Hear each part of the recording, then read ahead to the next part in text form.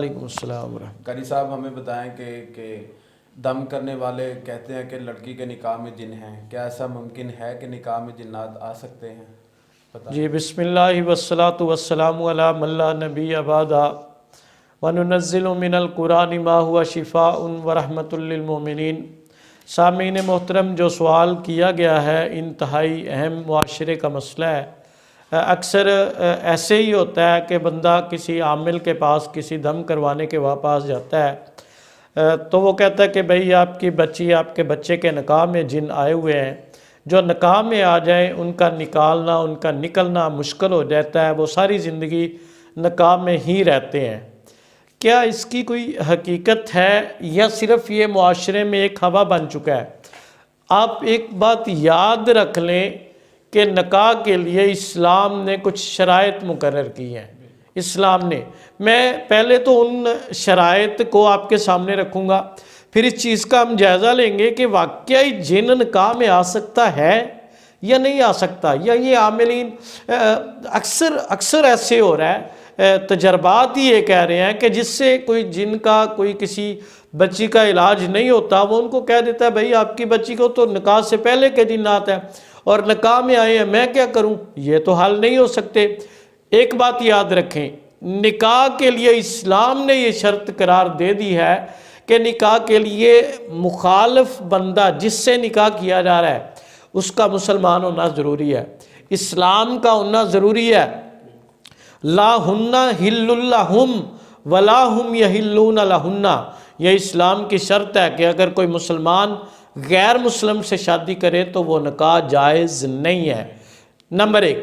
دوسری اسلام نے شرط یہ رکھی ہے کہ ہم جنس کا ہونا ضروری ہے، ہم جنس کا، جنس ایک ہوگی تو نکاح ہو سکتا ہے۔ ان خلق لکم من انفسکم ازواجا لتسکنوا الیہا، ان خلق لکم، ہم نے پیدا کیا ہے تم کو، من انفسکم، تمہارے اپنی ہی نفسوں سے، تمہاری اپنی جنس سے تمہیں پیدا کیا ہے، تمہیں جوڑیاں، تمہاری جو ہے نا وہ جوڑے تمہاری جنس سے پیدا کیے ہیں۔ علماء نے اس جو ہے نا وہ آیت سے یہ استدلال کیا ہے کہ نکاح کے لیے ہم جنس ہونا یہ فرض عین ہے، اگر کوئی ہم جنس نہیں ہے تو نکاح نہیں ہو سکتا۔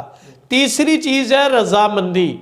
اگر فرض کریں ایک لڑکا کسی لڑکی کے ساتھ یا لڑکی کسی لڑکے کے ساتھ رضامند نہیں ہے تو جبراً اسلام میں نکاح نہیں ہو سکتا، جبر نہیں ہے، اسلام میں جبر نہیں ہے۔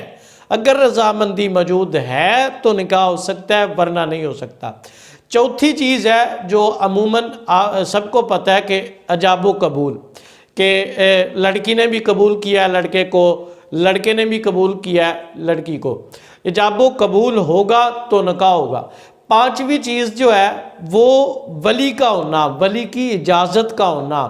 لا نکاح الا بولی، اگر ولی ہے تو نکاح ہے، اگر ولی نہیں ہے جو نکاح ولی کے بغیر کا ہے وہ باطل ہے، اس نکاح کی کوئی نوعیت نہیں ہے۔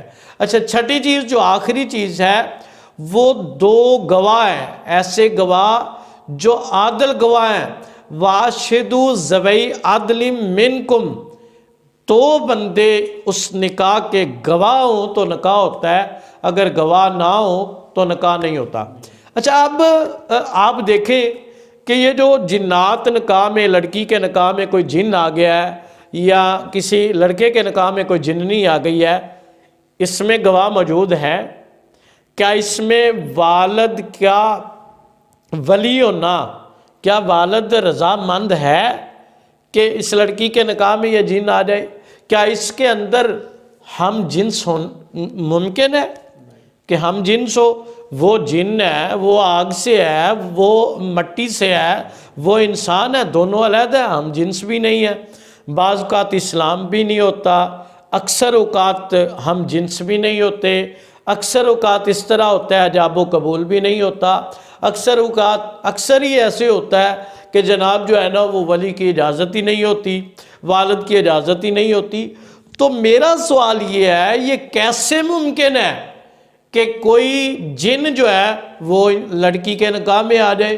یہ اچھا، اگر اس طرح ساتھ ہونے سے ساتھ ہونے سے بندہ نکاح میں آ جاتا ہے، تو ساتھ میں تو بہنیں بھی آئی ہوئی ہیں، لڑکی کے ساتھ میں تو بھابیاں، دوسری آنٹیاں، دوسری بلکہ 200-250 عورت اس لڑکی کے ساتھ آئی ہوئی ہے۔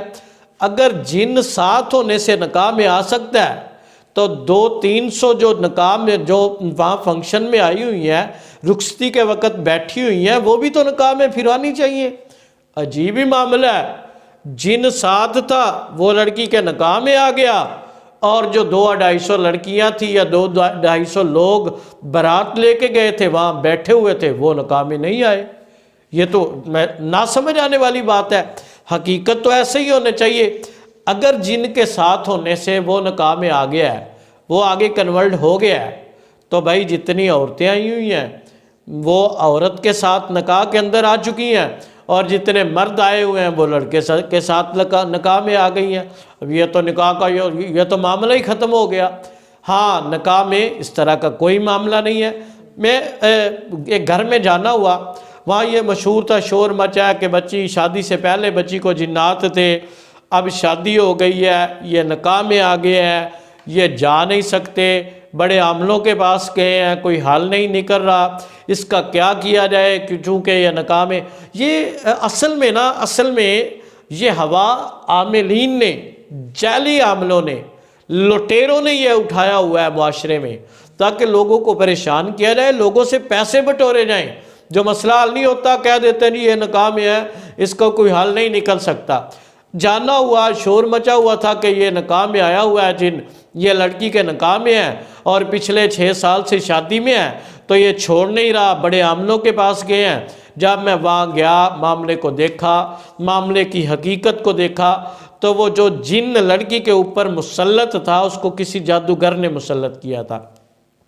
جادوگر اپنے جادو کے زور سے اس جن کو لڑکی سے نکلنے نہیں دے رہا تھا، اس نے سمجھ لیں کہ عمل کے ذریعے قید کر کے اس لڑکی کے اوپر مسلط کیا ہوا تھا۔ یہ جادوگر جو عاملین بیٹھے ہوتے ہیں، یہ اپنے موکل، اپنے جن جو ہیں وہ جادو عمل کے ذریعے مسلط کر دیتے ہیں۔ اس نے مسلط کیا ہوا تھا، وہ نکل نہیں سک رہا تھا، اس کے اندر طاقت ہی نہیں تھی کہ وہ نکل جاتا۔ اس کو ایک ہی بات رٹائی ہوئی تھی کہ میں نکاح میں ہوں تو لہٰذا نکاح والا نہیں نکل سکتا۔ وہ جن بھی اسی طرح کہتا تھا۔